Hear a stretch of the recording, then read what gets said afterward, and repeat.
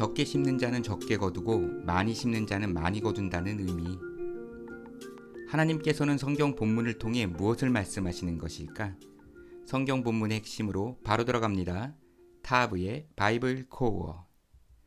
어떤 지인께서 전세금을 빼서 전액 헌금하고 교회 사택에 딸린 단칸방으로 들어가셨습니다. 그분은 적게 심는 자는 적게 거두고 많이 심는 자는 많이 거둔다라는 고린도후서 9장 6절의 말씀에 따라 그런 결정을 하였습니다.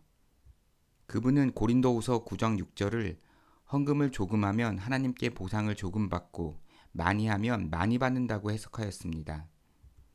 그래서 자신의 전 재산을 헌금하여 최고의 투자를 하였던 것입니다. 그분이 물질적인 보상을 기대했는지 천국에서 보다 많은 상급을 소망했는지는 정확히 모르겠습니다. 그러나 제가 보기에 그분은 경제적으로 도움을 받아야 할 처지였지 누군가를 도울 형편이 아니었습니다.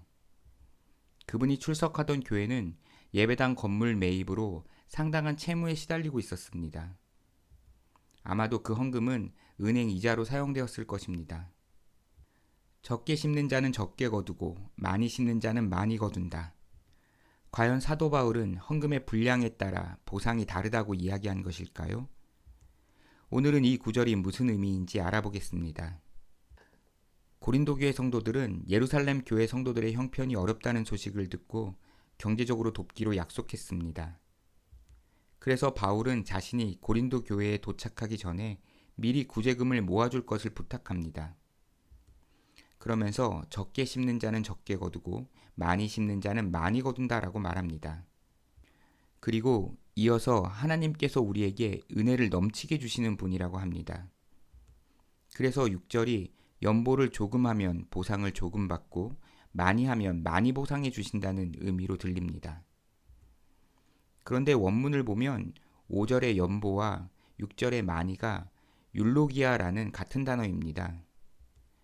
바울은 서신에서 율로기아를 여러 번 사용했는데 개역 개정에서는 대개 복 또는 축복으로 번역되었습니다.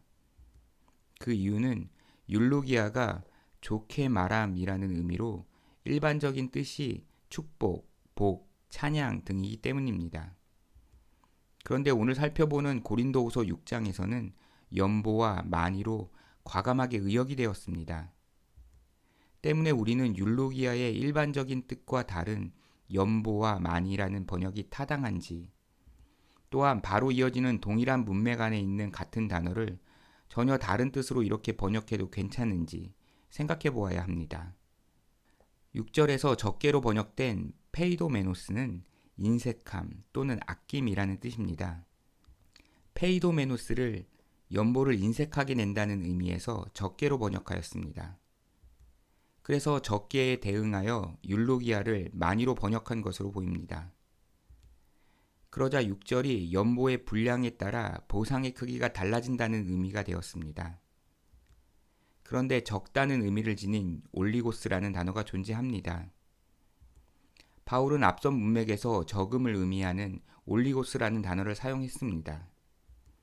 그러나 6절에서는 올리고스를 사용하지 않고 페이도메노스를 사용하였습니다. 또한 많다는 의미를 지닌 폴리스라는 단어도 존재합니다. 같은 문맥 안에서도 많다는 의미로 폴리스를 사용하였습니다. 그러나 6절에서는 폴리스를 사용하지 않고 율로기아를 사용하였습니다. 이처럼 바울은 분량의 적고 많음을 의미하는 용어를 동일한 문맥 안에서 사용했지만 6절에서는 사용하지 않았습니다. 따라서 바울은 연보와 그에 따른 보상의 분량에 대해 말한 것이 아닙니다. 그렇다면 5절, 6절의 율로기아는 무슨 의미일까요? 5절의 율로기아는 문맥의 흐름상 가난한 이들을 위한 구제금, 즉 연보가 분명합니다. 바울은 연보에 대해 이야기할 때 다양한 표현을 사용했습니다. 위 표를 보듯이 직접적으로 연보의 뜻을 지닌 단어는 코이노니아와 로기아 정도입니다. 그런데 고린도 후서에서는 연보를 그 가치를 의미하는 용어로 언급하였습니다.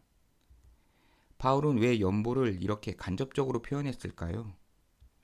사도 바울은 복음의 진리가 오해를 받지 않도록 자비량 사역을 하였습니다. 이처럼 그는 돈과 관련된 부분에 있어서 조심스럽습니다. 그래서 직접적인 돈에 관한 용어보다 연보의 성격이나 동기에 초점을 두어 간접적으로 표현한 것입니다. 연보 이야기는 고린도후서 8장, 9장에 걸쳐 한 문맥입니다.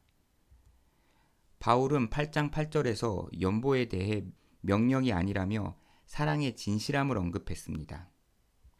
그리고 9장 5절에서 연보를 억지로 내지 않는 자발성과 동기를 중요하게 생각했습니다. 또한 이어지는 7절에도 연보의 액수에 대한 자유로운 결정을 강조했습니다.